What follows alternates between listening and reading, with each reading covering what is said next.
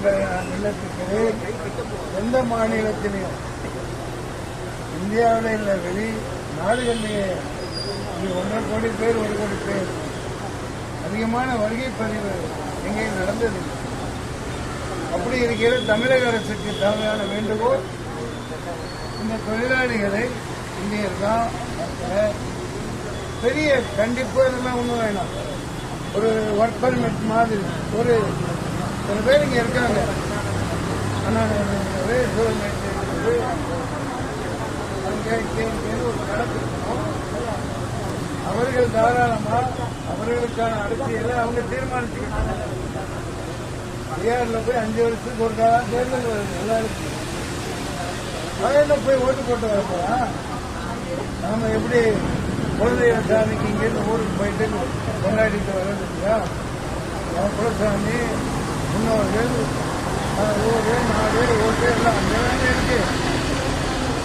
அதே மாதிரி அவனுக்கான அரசியல் அங்கே தீர்மானிச்சுட்டு போட்டுட்டு வரணும்.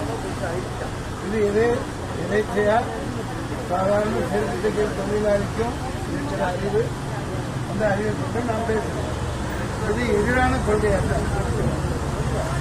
ஆனால் எந்த இடத்துலதான் நான் இப்போ தம்பி உண்ணாவிரதம் பார்க்க போப்பா டீ காஃபிலாம் வாங்க மாட்டேன், 5 மணிக்கு மேல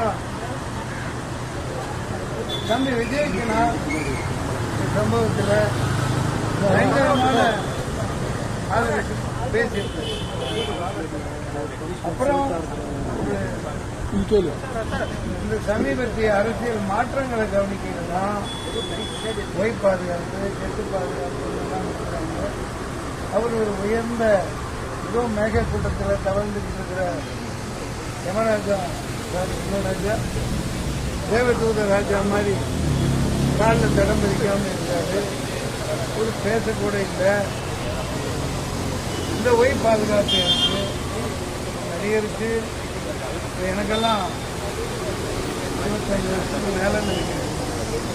இந்த பொம்பாய் இருந்தப்ப அச்சுறுத்தல எனக்கு ஒன்றும் கிடையாது. ஒரு காவலரை போலீஸ் துப்பாக்கியோட கொடுத்தாங்க.